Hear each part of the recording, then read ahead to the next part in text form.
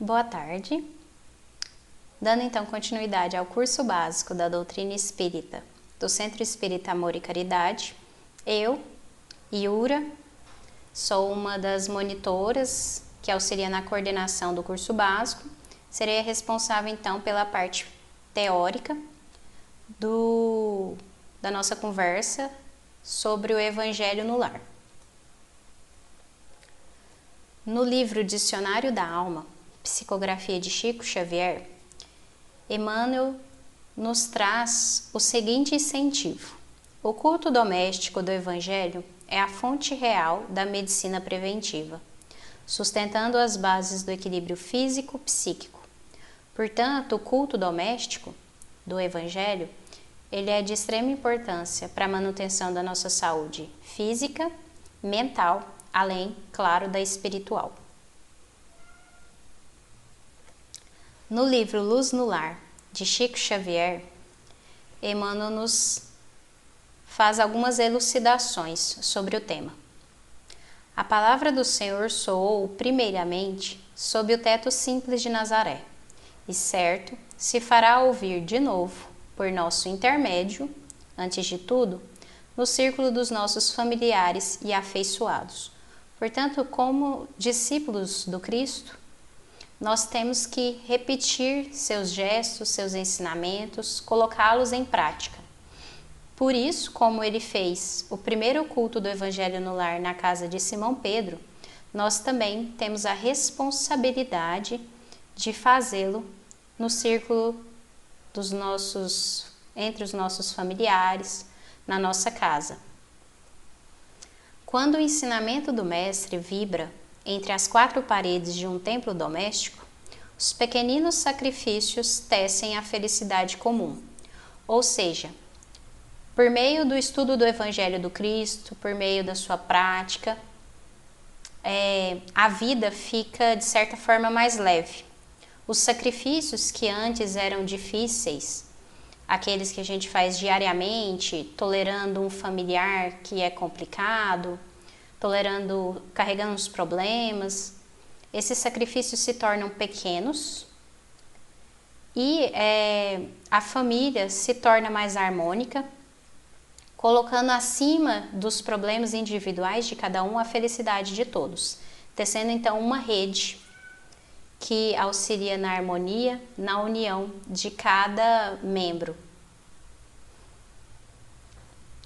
Somente depois da experiência evangélica do lar, o coração está realmente habilitado para distribuir o pão divino da Boa Nova junto da multidão.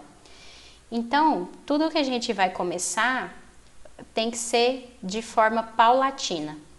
Então, o primeiro passo para a nossa renovação, para a renovação do nosso mundo, é iniciar por nós mesmos, depois expandir essa melhoria para o nosso ambiente familiar e assim, depois de esses dois pontos solidificados, fortalecidos, a gente expande isso para a sociedade como um todo. Eis que estou à porta e bato. Se alguém ouvir a minha voz e abrir a porta, entrarei em sua casa, e com ele cearei e ele comigo. É o trecho da Bíblia, do livro do Apocalipse, capítulo 3, versículo 20. Portanto, o culto do Evangelho no lar nada mais é do que Jesus batendo em nossa porta, na porta da nossa casa, e a gente permite ou não que ele entre. E uma das formas de permitir que ele entre em nossas vidas, em nossos corações e da nossa família, que ele conviva conosco, é o culto do Evangelho no lar. Levar Jesus para dentro do lar, através da prece, aumenta nossa responsabilidade cristã. Luz inapagável passa a brilhar sobre o lar, onde se ore com verdadeiro amor, mesmo que seja uma só pessoa. Ondas e vibrações harmoniosas envolvem o ambiente. Portanto, no culto, a gente estuda os ensinamentos de Jesus. Quanto mais a gente conhece, proporcionalmente maior é a nossa responsabilidade diante da nossa família, diante do nosso trabalho, diante da sociedade que nós vivemos. Por meio do culto, a gente acende uma luz, não é só uma forma simbólica de se falar, realmente acende-se uma luz no nosso lar, que passa a brilhar de forma contínua e permanente, a depender do comportamento de cada um dos seus membros, a depender da boa vontade para que permaneça essa luz inapagável. Mas no momento da realização do culto, essa luz se acende e independente se participa uma só pessoa, se participam 2, 3, mas é uma luz que se acende e que ela não fica restrita às 4 paredes daquela casa onde é feita a oração. Pelo contrário, são ondas e vibrações que se expandem e envolvem todo o ambiente. Seja o vizinho, seja o prédio todo, quando a pessoa mora num prédio. O Evangelho no Lar, ele harmoniza a família, conscientizando quanto à necessidade da renovação de valores morais e espirituais, tendo os ensinamentos de Jesus como diretriz e guia. Então, semanalmente esse voto de renovação, de melhorar moralmente, espiritualmente, de estudar os ensinamentos de Jesus é renovado. E isso nos dá uma conscientização de que nós somos filhos de Deus, de que cada pessoa que a gente encontra durante essa vida também é um filho de Deus. Isso gera uma harmonização da nossa família, uma harmonização interior. E é a partir daí que a gente começa então a seguir de forma prática os ensinamentos de Jesus, que também a gente estuda durante esse período de confraternização. Por que no lar? Se Jesus é nosso guia, então todos temos o dever de estudar o seu evangelho de amor. Porque, por exemplo, se a gente usa uma bússola para não se perder durante o caminho, a gente tem que estudar este instrumento de orientação, porque não adianta nada eu pegar e eu não sei nem para que lado vai a setinha, para que lado aponta, não adianta de nada. Então, por isso que a gente tem que estudar o Evangelho do Cristo, para a gente nos orientar melhor nos desafios da vida. Permite ampla compreensão dos ensinamentos de Jesus e a prática destes. Como eu disse, no momento do culto do Evangelho, a gente estuda, a gente discute, a gente compreende melhor os ensinamentos de Jesus e é uma das inúmeras oportunidades que Deus nos dá de praticar os ensinamentos de Jesus. Seja no momento de a gente estar discutindo a leitura que foi feita naquele momento e o meu pai tem uma opinião diferente da minha e naquele momento onde a gente está em confraternização com a espiritualidade maior, a gente tem forças para amenizar os nossos temperamentos, para discutir de uma forma edificante, para conversar, para exercer a tolerância, a paciência. Então, é tanto para a gente compreender quanto para a gente colocar em prática. Portanto, nada mais é do que a implantação do reino de Deus na Terra.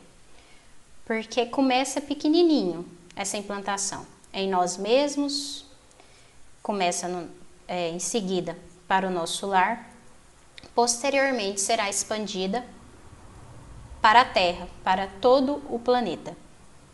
O lar é a base da evolução no orbe, ou seja, é de extrema importância a família. É ela que é a base da nossa sociedade. E não só da nossa sociedade, da evolução da humanidade, enquanto espíritos imortais que somos.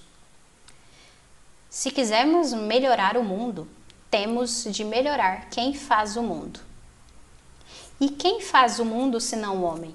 Portanto, melhoremos o homem e melhoraremos todo o planeta. Ou seja, A mudança, a melhoria, a evolução que a gente espera não vai partir do mundo para nós. É uma construção interior com possibilidade de expansão para o exterior. E onde é que o homem verdadeiramente se forma? No lar. A escola informa, mas é o lar quem forma, e só o Evangelho transforma. Então são etapas. É no lar que o espírito que recém reencarnou vai ser moldado do ponto de vista moral, do ponto de vista espiritual. É uma responsabilidade de todos os membros da família se auxiliar mutuamente na sua evolução. E em seguida vem a escola, que nos dá a instrução acadêmica, a instrução profissional. São pilares e a gente não pode deixar para trás o estudo do Evangelho, porque é só o Evangelho que irá nos renovar, nos transformar para melhor. Dispersão de luz. No livro SOS Família, Psicografia do Divaldo, Joana de Ângeles nos fala que quando uma família ora em casa, toda a rua recebe o benefício da comunhão com o alto. Então é importante que a gente tenha uma visão de que esses benefícios que o culto nos traz não fica reservado egoisticamente, por assim dizer, para a nossa família. Pelo contrário, essa luz que se acende, ela se expande, ela alberga nossos vizinhos, nossa rua, nosso edifício. Não aguardes que o mundo te leve à certeza do bem invariável. Distende da tua casa cristã a luz do Evangelho para o mundo atormentado. Então está em nossas mãos, é de nossa responsabilidade a gente ser a mudança que a gente quer que ocorra no mundo. Então, é aquilo que eu falei, inicia do mais simples, depois para o mais complexo. Inicia comigo, inicia com a minha família, com o meu lar, depois com o meu trabalho, depois na fila do banco, no trânsito, e assim a gente vai transformando esse mundo atormentado. A prática do culto do Evangelho tem várias utilidades imediatas. No livro Celeiro de Bênçãos, de Psicografia de Divaldo Franco, Joana de Ângeles nos descreve: aurirás inusitado vigor que te fortalecerá do íntimo para o exterior, concitando-te alegria. Ou seja, é por meio do intercâmbio de energias, de ideias, de pensamentos e sentimentos com a espiritualidade maior no momento do culto, que a gente ganha mais vigor, ganha mais força, nos fortalecendo intimamente, nos permitindo construir a nossa alegria e, por consequência, atrair mais alegria, mais harmonia para o nosso lar. Então, é uma construção do íntimo para o exterior. Penetrarás elucidações dantes não alcançadas, robustecendo o espírito para as conjunturas difíceis em que transitarás inevitavelmente. Então, nós estamos reencarnados num planeta de provas e expiações. Nós iremos passar por poucos ou vários, ou muitos, mas nós iremos passar por momentos difíceis. Por isso, mais uma razão para a gente fazer o culto do Evangelho no lar. Porque é nesse momento que a gente fortalece o nosso espírito, é nesse momento que a gente entra em sintonia com a espiritualidade e, por meio desse intercâmbio de ideias, a gente vislumbra novos horizontes, novas soluções que a gente não imaginava antes para os nossos problemas mesmos. Pela inspiração que fluirá abundante, soluções oportunas e simples para as complexas dificuldades, debatendo com franqueza e honestidade as limitações e os impedimentos.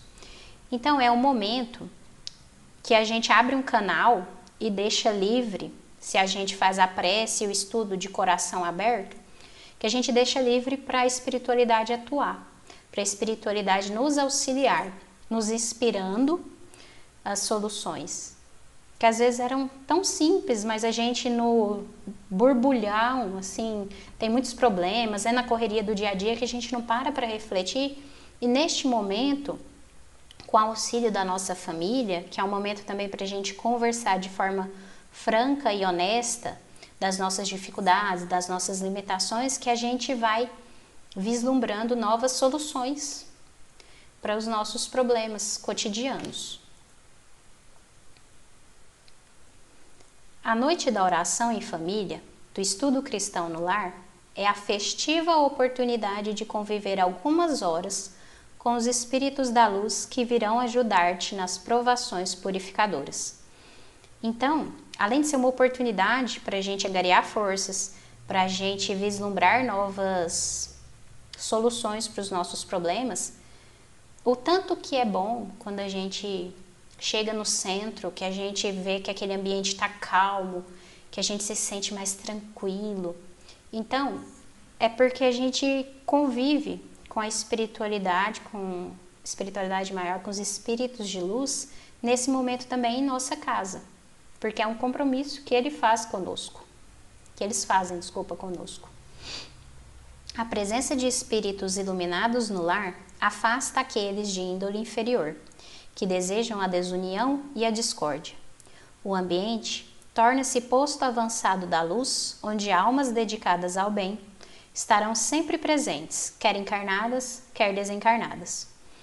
Então, é uma oportunidade para a gente conviver com espíritos de luz e afastar também aqueles espíritos de índole inferior, que é uma questão de afinidade. Por exemplo, quando você chega perto de uma pessoa que só reclama, que é negativa, que só se preocupa com ela mesma, você sente um certo mal-estar. É uma questão de afinidade, né? De trocas de energias. Então, esse ambiente onde é feito o culto do Evangelho no lar torna-se um posto avançado da luz.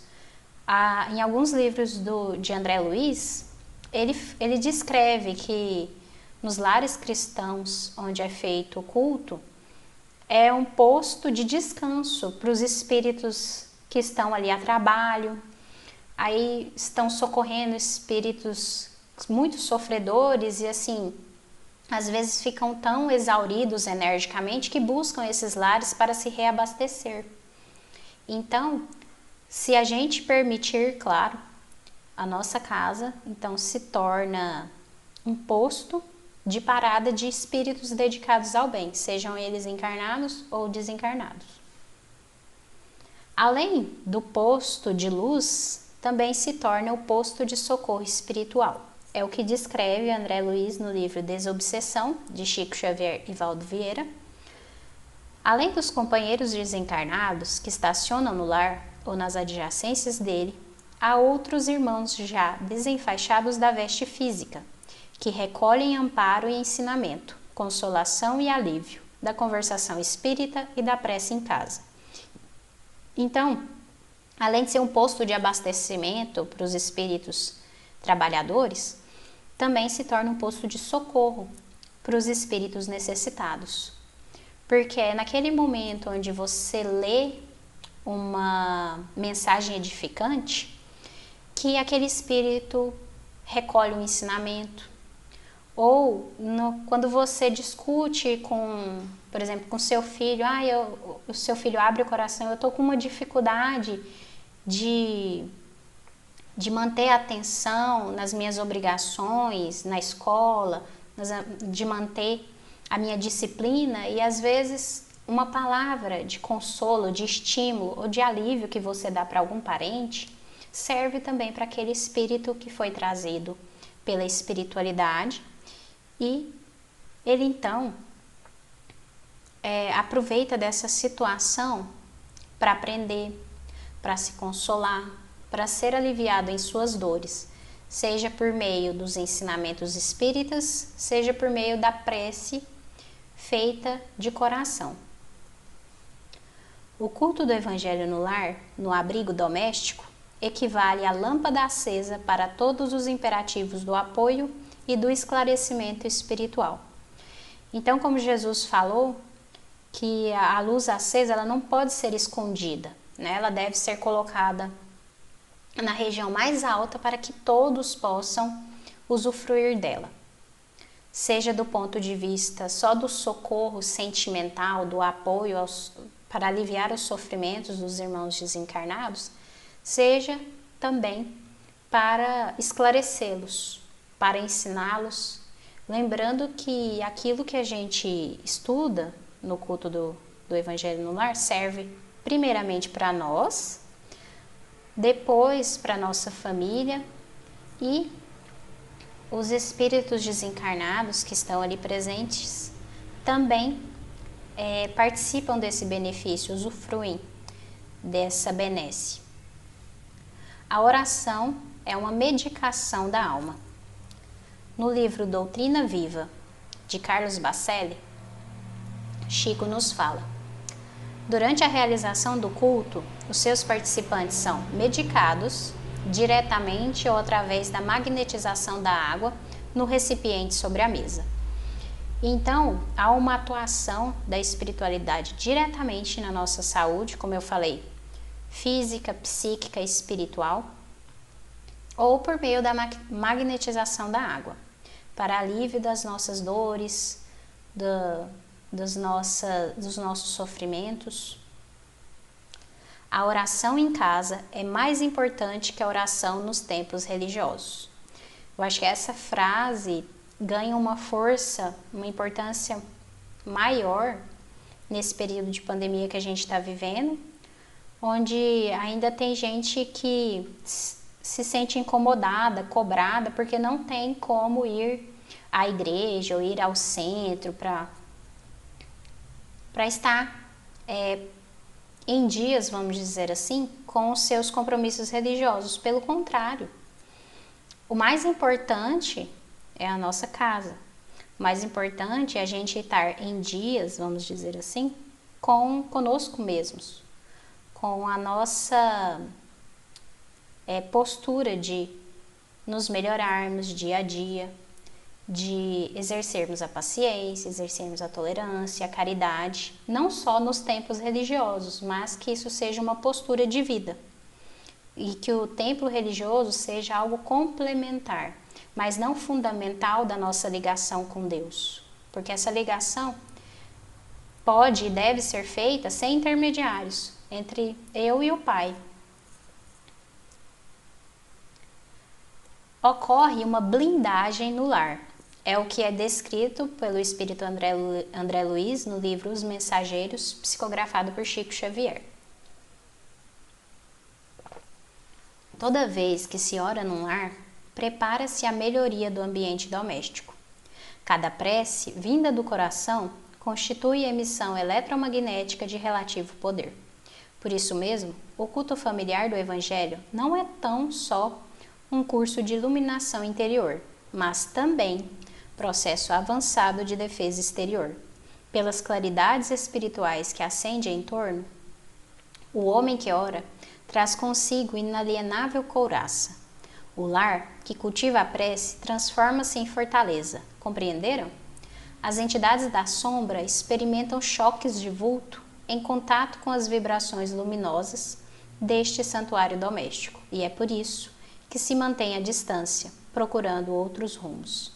Então, é aquilo que eu já vinha falando antes. É uma forma de nos fortalecer enquanto família, porque geralmente, os espíritos que reencarnam na mesma família, especialmente no mesmo lar, são aqueles que devem se reconciliar, que devem exercer o perdão, o auto-perdão, que devem, de certa forma, quitar suas dívidas um para com os outros. Por isso estão em uma situação em que devem conviver 24 horas por dia, em que devem partilhar refeições, em que devem partilhar o convívio, porque é nesse momento que a gente demonstra quem nós realmente somos, porque no nosso trabalho a gente veste uma máscara, quando vai na igreja, quando vai no centro, a gente é muito bonzinho, mas quem a gente realmente é,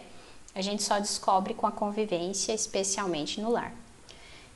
Então, o culto é um combustível para nos fortalecer enquanto cristãos, enquanto seguidores do Cristo, e melhora o ambiente doméstico, a convivência. E, igual André falou, não é só um curso de iluminação interior, mas é um processo avançado de proteção exterior, porque forma realmente uma luz em volta do lar, e os espíritos inferiores que porventura queiram penetrar naquele lar não conseguem, por uma questão de afinidade mesmo, eles levam um choque. E são, então, como funciona tipo a cerca elétrica, né? Que tem nas casas. Se alguém quiser arrombar a casa, encostar na cerca elétrica, ele vai levar um choque e vai ser imediatamente afastado. É algo similar que acontece com as entidades inferiores sentem quando entram em contato com o santuário doméstico, onde é feito o culto no lar. Falar então um pouquinho da participação das crianças. Algumas opções a gente pode escolher temas cativantes.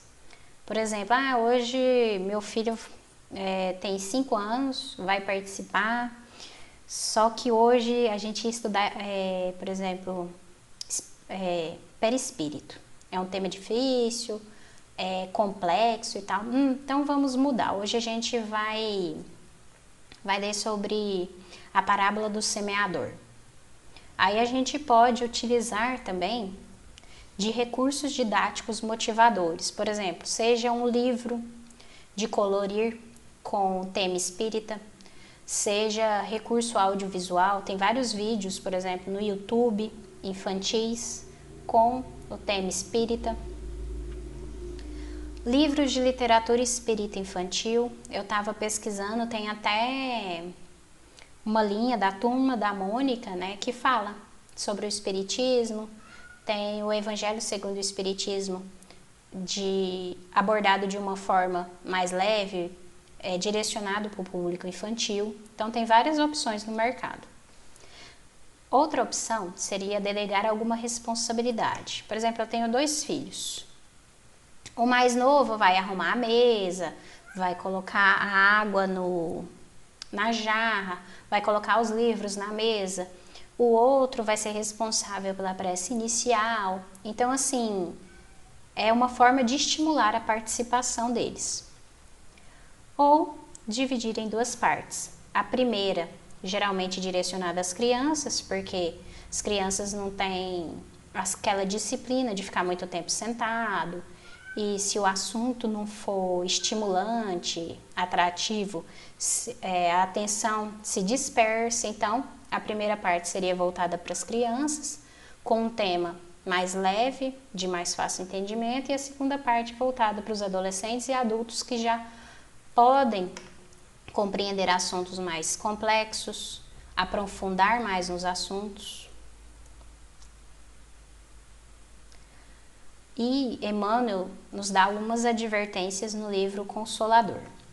Deve nutrir-se o coração infantil com a crença, com a bondade, com a esperança e com a fé em Deus. Agir contrariamente a essas normas é abrir para o faltoso de ontem a mesma porta larga para os excessos de toda sorte. Se a gente reencarnou naquela família, cada um tem sua responsabilidade para a evolução do outro, que com ele conviva.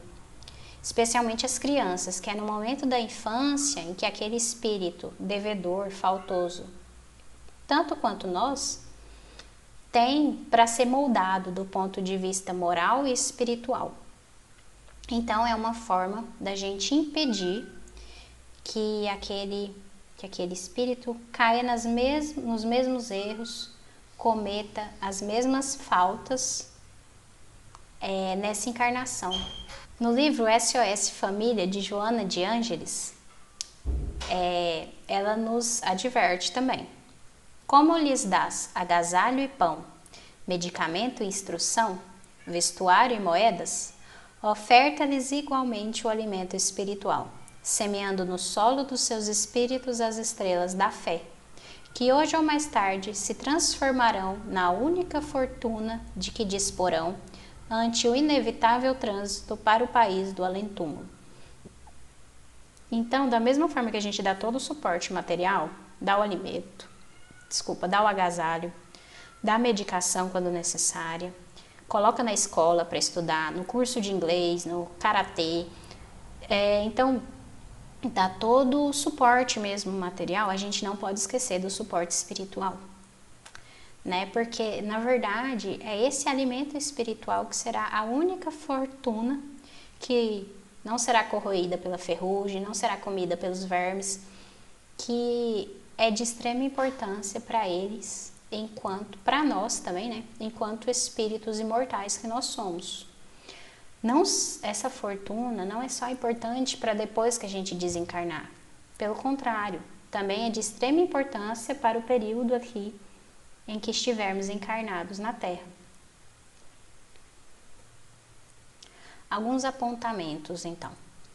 Implantar é difícil, todo começo, tudo que você vai fazer de novo é difícil, o telefone vai tocar, a visita vai chegar, a energia vai acabar, sei lá, o cachorro vai latir, o vizinho vai colocar um som alto, mas quando o hábito é criado, aí isso se torna fácil, automático, você sente até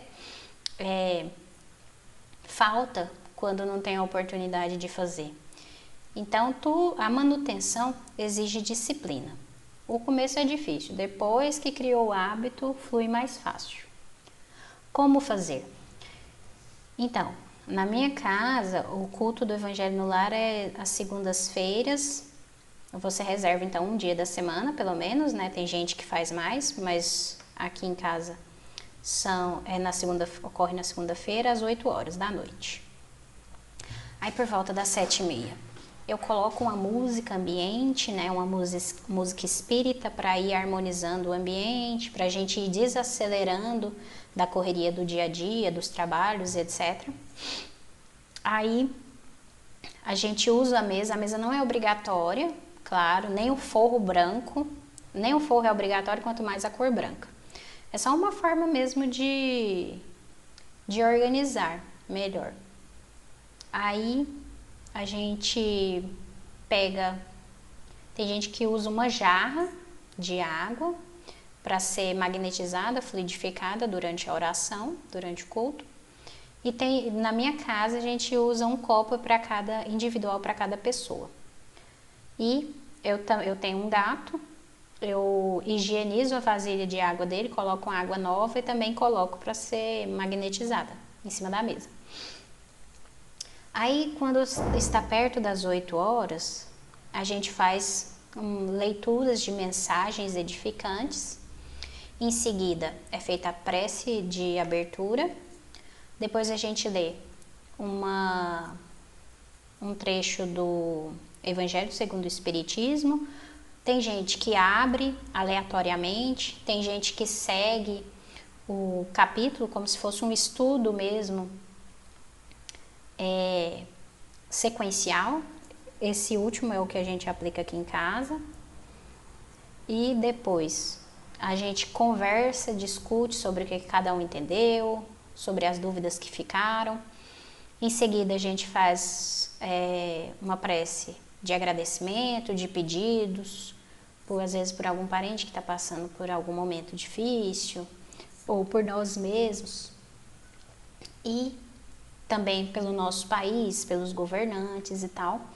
Em seguida a gente faz a fluidificação da água e depois a oração final de encerramento. Todos da família, todos que moram naquele lar devem participar, são obrigados? Na verdade, nada é obrigatório, porque tem que partir do coração, não será algo imposto.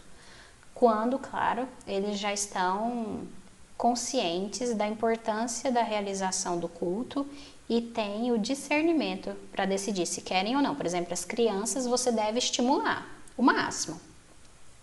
Mas se, por exemplo, meu filho adolescente está numa fase que ele não quer participar, a gente não obriga, a gente estimula, a gente chama, a gente convida, a gente insiste, mas não é para a gente impor de forma agressiva, de forma violenta, a prática do culto do Evangelho. Como que a gente deve fazer sozinha? Não muda muita coisa.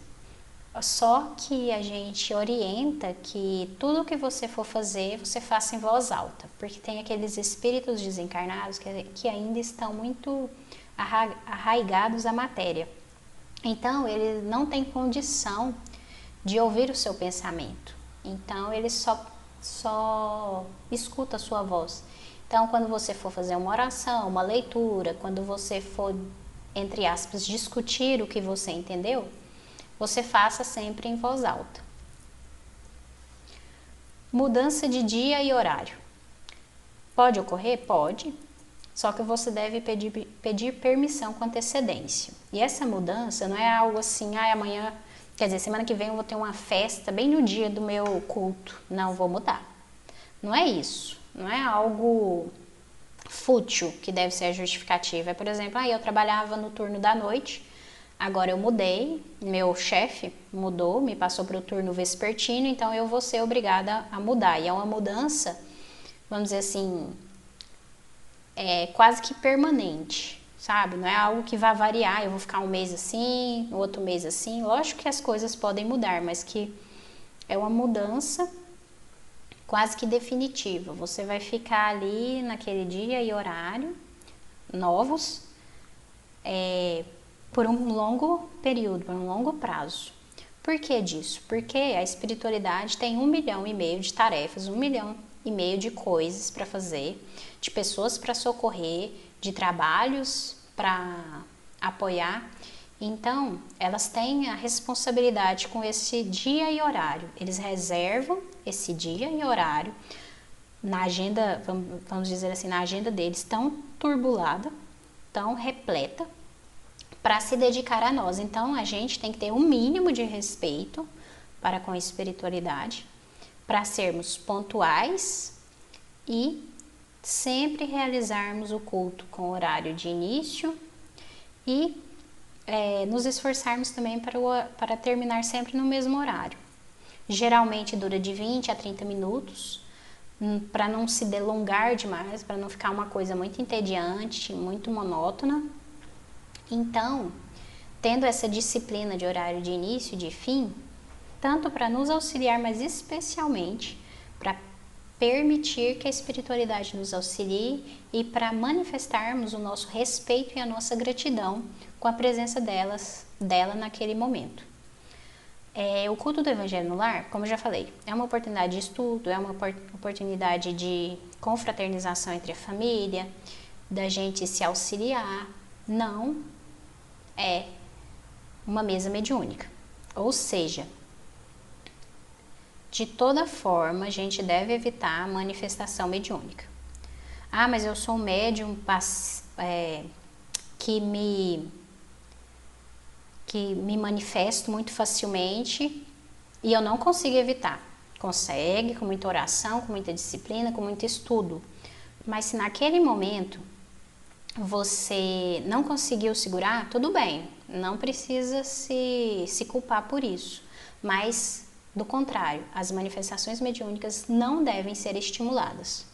Passe da mesma forma. O passe não é só uma imposição de mãos, requer um preparo do ambiente, do passista, de quem vai receber, então deve ser evitado da mesma forma. Livros indicados. De leitura inicial, a gente tem, por exemplo, Jesus no Teu Dia a Dia, Jesus no Lar, Boa Nova, Fonte Viva, Pão Nosso. Então, são livros onde as mensagens são relativamente pequenas e é feito apenas para harmonizar, para a gente sair daquela correria diária e acalmar, serenar os nossos corações, os nossos pensamentos, para então entrar em sintonia com a espiritualidade. Os livros de estudo geralmente são, especialmente na verdade, o Evangelho segundo o Espiritismo, pode ser o Livro dos Espíritos, a Bíblia. O que é importante é que a gente se sinta à vontade para participar do estudo e se sinta também estimulado. Chegou uma visita, e agora? O que a gente deve fazer? Primeiramente, a gente recebe a pessoa, explica. Não, hoje é o dia do meu culto do Evangelho no Lar. É muito importante para mim fazê-lo e eu queria que você, se você se sentir à vontade, claro, participasse. A gente convida. Se a pessoa se recusar, a gente trata ela da melhor forma possível. Então fala, se você pudesse me aguardar ali na sala ao lado enquanto eu termino, depois a gente conversa, depois a gente continua a nossa relação. Mas o que tem que ficar ratificado para a sua visita é que esse culto ele tem um objetivo para você, ele é importante para você e que a visita sinta-se à vontade a participar. Se ela não quiser, ela pode ficar aguardando você terminar o culto num outro cômodo da casa, se assim ele se sentir à vontade. Se ele não quiser, ele fica a critério dele, ele pode voltar depois, mas o que é importante é que você esclareça para a sua visita que o culto é importante, que o culto será feito e que você a convida. E que seria muito importante também que ela participasse, mas claro, se ela se sentir à vontade, não deve ser algo imposto, deve ser um convite aberto. Meu telefone tocou, devo atender? Claro. Se for possível você tirar, por exemplo, o telefone fixo do gancho, quando tem telefone fixo, né? Tirar do gancho, deixar só o celular e assim, você deve atender, claro, porque pode ser uma emergência. Mas se você atendeu, fulano e tal, não, eu tô ligando para dizer que eu tô com saudade, aí você fala, perdão, é porque eu tô fazendo o meu culto do Evangelho no lar, é importante para mim, é um compromisso que eu fiz, então daqui uns 20 minutinhos eu posso te retornar? Não, tudo bem. Agora, se for uma emergência, você vai ter que sair correndo para atender, para socorrer alguém, então você não deve se penitenciar também por não ter feito o culto do Evangelho no lar numa condição de emergência, de urgência. Então, mas assim, sempre que for possível, solicitar a pessoa que compreenda que você tem um compromisso a fazer e dizer que você vai ligar mais tarde assim que terminar. Em relação aos comentários, a discussão depois da leitura, depois do estudo, entre aspas, né? Tudo é correto. Por quê? Porque o culto do Evangelho no lar não é um momento para você apontar o dedo na cara dos outros e falar, tá vendo aí, ó, eu falei, é assim que tinha que ser feito. Tá vendo? É você que é o egoísta, tá vendo? Não é um momento para tribulações, para discussões acaloradas, esse tipo de coisa. É um momento para vocês conversarem, trocarem ideias. Eu tenho a minha opinião, meu esposo tem a dele, minha mãe tem a dela. Não necessariamente teremos que eleger qual que é a verdade absoluta, pelo contrário, são pontos de vista diferentes, mas se houver um, por exemplo, que destoa completamente, você fala, eu não acho que é bem assim, mas aquilo que você apontou antes, eu concordo plenamente, assim, selecionar bem as falas para não gerar uma agressividade ou uma reatividade, entendeu? Porque é um momento de harmonia, de serem francos, mas de não serem agressivos uns com os outros. Se ficar dúvidas, a gente tenta elucidar. Não elucidou? Não, vamos estudar. Semana que vem eu trago a resposta. Ou você, meu filho, semana que vem você não entendeu? Eu também não consegui estudar? Não consegui, desculpa, explicar? Então vamos estudar para a gente esclarecer as nossas dúvidas. Não deixe de fazer. Esse é o objetivo da conversa de hoje. Não deixar de fazer. Eu já fiz diversas vezes durante as viagens, por exemplo, vai viajar no ônibus, faz ali mais ou menos, meio rapidinho, faz uma prece, lê o Evangelho, discute alguma coisa, prece final, a água ali fluidifica, pronto, acabou. Mas que não deixa de ser feito, porque é um compromisso que você que fez. Então, honre esse compromisso. Se é uma viagem de carro, para num posto, num lugar seguro ali, faz o culto. de uma forma mais resumida, mais concisa, mas não deixe de fazer. Ah, mas a minha filha ela é evangélica, ela nunca que vai participar do culto do evangelho espírita, vamos por assim dizer. Pois então que não seja o culto do evangelho espírita. Ah, vamos fazer assim, minha filha, você participa essa noite, a gente lê a Bíblia, você canta os cânticos da sua igreja, na semana seguinte a gente lê o evangelho do espiritismo e vamos assim, né? Um cede de um lado, outro cede de outro, porque é isso que é a convivência em família, a convivência harmoniosa. Agora eu vou passar um vídeo sobre o que realmente não fazer no culto do evangelho no lar. Então, meu amor, vou ler uma página aqui, depois a gente faz a prece, tá? Vamos lá? Má vontade. O que foi? Essa é pra você, né? Por quê? Ah, é tua cara. Você é má vontade de forma de gente. Sou? Não, eu que sou. Quem é que tá há meses pra trocar a carrapeta da pia da cozinha? Que fica naquele pinga-pinga. E quando eu vou fechar, o que eu tenho que fazer? Eu tenho que ficar lá, devagarinho, milimetricamente, como se fosse um cofre. Tá bom, meu amor, você tem razão. Assim que terminar aqui, vai ser a primeira coisa que eu vou fazer, tá? Posso continuar? Por favor. A má vontade gera sombra. A sombra favorece... Bom, o tema do evangelho de hoje... Não acredito. O que foi dessa vez? Pena que minha mãe não pôde vir hoje. É a cara dela o tema, o egoísmo. Que isso, Regina? Que isso? Tu não conhece minha mãe. Conheço desde que reencarnei. Ela ali só pensa no próprio umbigo. Amor, tem como a gente se concentrar aqui na reunião? Tá. Depois você vê isso. Leia aí, tá? O egoísmo, chaga da humanidade, tem que desaparecer da terra cuja... Não, peraí, gente, desculpa, eu tenho que mandar isso pra ela. Mãe, ó, tu não veio hoje no culto, olha só o que caiu. Egoísmo. Tem que ver. Então, semana que vem, nosso tema vai ser... fé e caridade. Podia chamar teu irmão pra participar, né? Por quê, Regina? Cara dele. Fé e caridade pro teu irmão é igual caviar. Nunca vi nem comi, eu só ouço falar. Não, eu me enganei aqui. É... vingança. A cara da minha supervisora. Pisa no pé dela pra tu ver. Cólera.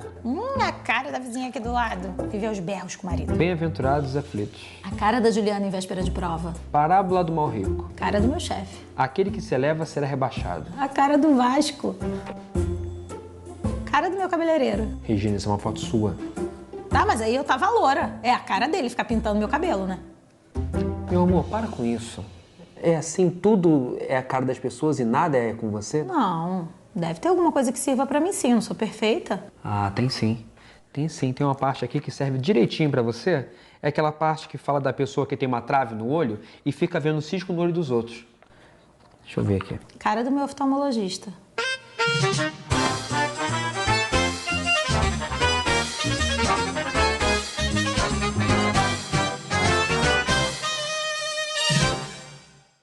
Então, da minha parte, era isso. Agora nós vamos, então, à prática de um roteiro para o estudo do Evangelho no Lar. É uma gravação de um culto realizado por algum dos trabalhadores do Centro Espírita Amor e Caridade.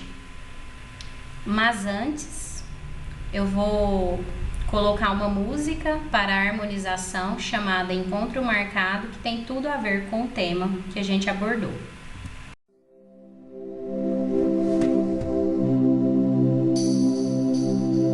Ao anoitecer, em Cafarnaum, a casa de Pedro tão simples, casinha comum, se enchia de paz, repleta de luz, ouvindo as palavras eternas do Mestre Jesus. Vou me imaginar sentado ali entre João, Pedro, Tiago, André e Levi, à beira do lago de Genezaré, lançando na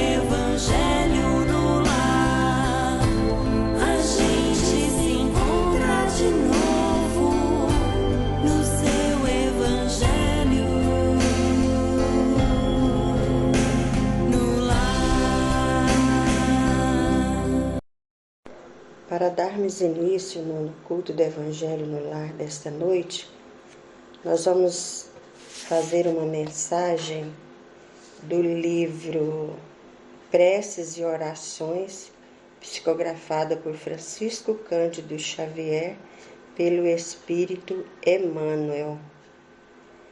O título é Indulgência.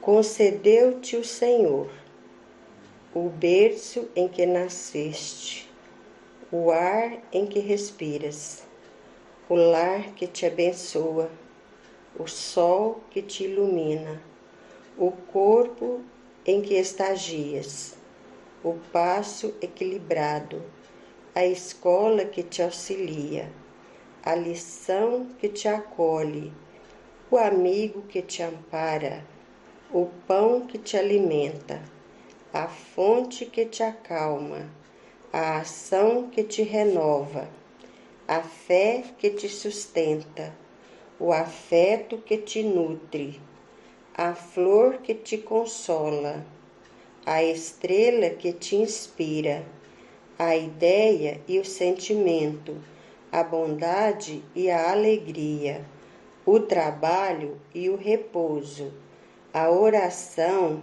e a esperança. Ante a eterna indulgência com que o céu te acompanha, sê também complacente e usa a misericórdia para com a paz divina, permaneça contigo a maneira de luz que te guarde hoje e sempre. Quanta luz neste ambiente, descendo sobre nós, vibrando em nossa mente. Quanta luz, quando assim em prece, como a alma cresce aos olhos de Jesus. Quanta luz, quando em oração a voz do Mestre fala ao nosso coração.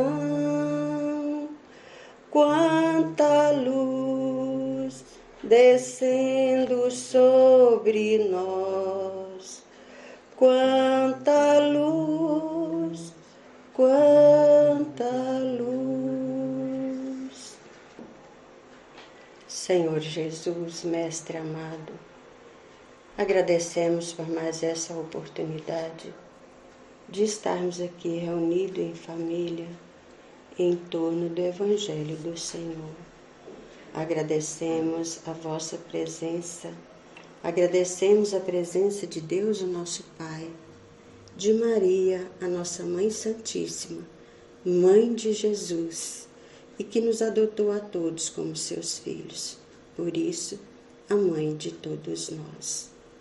Agradecemos também a presença dos amigos espirituais que aqui estão para nos auxiliar, fortalecer a nossa fé e nos ajudar na compreensão do estudo do Evangelho da noite. Agradecemos também a presença dos nossos irmãos desencarnados, aqueles que, assim como nós, sedentos do aprendizado, aqui estão para orar e estudar conosco. Agradecemos também a presença de outros irmãos nossos desencarnados, aqueles enfermos que vieram aqui em busca de auxílio, uma renovação da esperança e um fortalecimento da fé. Sejam todos bem-vindos e permita, Senhor, que no final todos nós possamos nos sentir amparados e fortalecidos no vosso amor. Assim seja. Diferente dos outros dias, hoje nós não vamos fazer a leitura no Evangelho segundo o Espiritismo, Nós vamos fazer a leitura num livro titulado Sofrimento e Felicidade, escrito por Humberto Ferreira, da FEEGO. O título da lição é Sofrimento, é a lição número 1, e o Vitor vai fazer para nós, por favor. Por que sofremos? Esta é uma questão que tem sido formulada inúmeras vezes, sobretudo quando a dor atinge uma pessoa querida. Inúmeras tentativas de esclarecê-la têm sido feitas pelos filósofos, cientistas e religiosos. Nenhuma resposta, entretanto, é tão convincente como a que o Espiritismo nos apresenta, por ser fundamentada na reencarnação e na lei de causa e efeito. O sofrimento é a consequência do comportamento do espírito, seja encarnado ou desencarnado, contrariamente à lei de Deus. A lei de causa e efeito é a que regula o sofrimento e a felicidade. Ela foi instituída pelo Criador para premiar, não para punir. Como toda ação gera efeito, o efeito depende do ato praticado. Se praticamos o bem, colhemos o bem. Se praticamos o mal, colhemos o mal. Esta lei se cumpre automaticamente. Não há necessidade de um tribunal para julgar os atos praticados. O efeito corresponde à natureza do ato e surge de modo automático, de acordo com a ordem natural das coisas estabelecidas pelas leis supremas. Os espíritos nos ensinam que o homem é o artífice da sua própria felicidade. Por quê? Porque dispõe do livre-arbítrio. Pode escolher o bem ou o mal. Se pratica o mal, contrai débitos. A consequência, pois, é a dor. Ele é, portanto, o único responsável pelo seu sofrimento. Não é justo atribuir à vontade de Deus o sofrimento do homem. Deus, ao contrário, concede a ele a oportunidade de reparar o mal na mesma existência ou em existências futuras. O que a lição veio nos ensinar sobre o sofrimento. E nós sabemos que existem os sofrimentos voluntários, não é? Que são aqueles sofrimentos conquistados nesta vida, pelo nosso livre-arbítrio, e o sofrimento trazido de outras existências, né, para o reparo das nossas faltas. E nos deixa bem claro que esse sofrimento, ele é causado por nós mesmos, seja nesta vida presente, ou seja em outra passada. E que Deus nos dá a oportunidade de reparar todas as nossas faltas que nos causa esse sofrimento. Porque nenhum sofrimento é eterno. E isso nos dá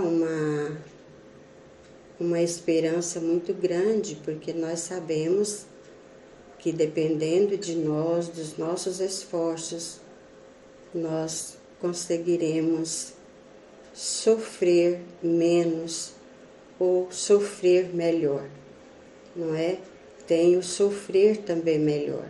Quando sofremos com resignação, com paciência, esse sofrimento é menos doloroso. Mas quando esse sofrimento é junto de uma revolta, de uma culpa a Deus das calamidades, o sofrimento é muito maior. Então, graças à doutrina espírita, que veio nos esclarecer o motivo dos nossos sofrimentos, e quando conhecemos a causa, sofremos com mais resignação e o sofrimento se torna menos sofrido. Vamos então agora elevar os nossos pensamentos ao alto, no momento em que nós vamos rogar a Deus, o nosso Pai, a Jesus, o nosso Mestre, por todos os nossos irmãos, encarnados e desencarnados, que estão passando por grandes sofrimentos, que os mensageiros do bem e da luz, trabalhadores na seara do nosso Mestre Jesus, possam, por caridade, visitar a cada um desses nossos irmãos. Senhor, misericórdia, meu Deus, diante de tanta calamidade, que só o Senhor sabe o motivo, porque o Senhor está na direção de tudo. O Senhor sabe o porquê de tudo isso que nós, a humanidade, estamos passando. Mas rogamos a vossa misericórdia em benefício do nosso planeta, do nosso país, pátria do Evangelho, coração do mundo. Também rogamos pelos nossos governantes, por todos aqueles, Senhor, que têm a condição de fazer alguma coisa em favor de todos que estão passando por esses momentos difíceis. Rogamos a vossa visita, Senhor, aos nossos irmãos que estão em seus lares. Muitas vezes, a maioria deles estão só, materialmente falando, porque temos a certeza que eles estão sendo assistidos e acompanhados pelos amigos espirituais e pelos seus anjos da guarda.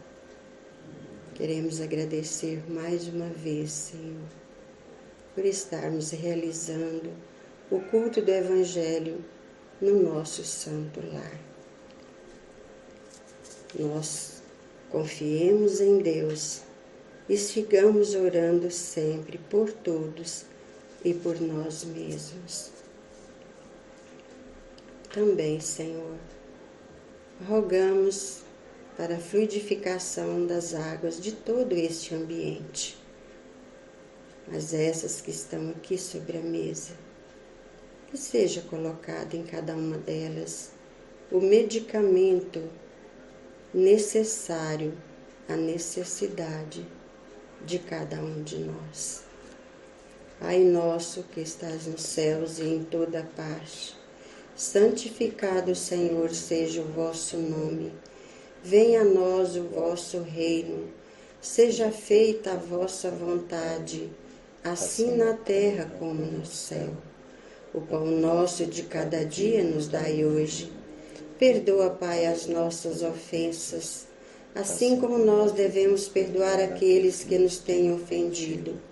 E não nos deixeis cair em tentação, mas livrai-nos, Senhor, da prática de todo mal, pois vosso é o reino, o poder e a glória para sempre. Com essa prece, Senhor, nós agradecemos mais uma vez e pedimos a permissão para darmos por encerrado o culto do Evangelho da noite de hoje. Queremos ainda fazer uma liçãozinha aqui, uma mensagenzinha, no livro 1 Minuto com Jesus. Cada árvore se conhece por seu fruto. Está em Lucas, capítulo 6, versículo 44, e Mateus, capítulo 7, versículo 20. Não basta pensar ou saber, possuir ou desejar. É importante produzir, apresentar serviço. É pelas obras que o cristão se revela. Aqui não nos referimos apenas a construções materiais. Obra é sinônimo de trabalho. Trabalho quer dizer frutos. Se você participa do mundo semeando bem, produz naturalmente bons frutos. Não é um teórico. Sabe e dá exemplos. E pelas atitudes torna-se credor de respeito e admiração. É, portanto, pelas obras que cada pessoa se revela. Que assim seja, que a paz do nosso Divino Mestre permaneça conosco, agora e sempre.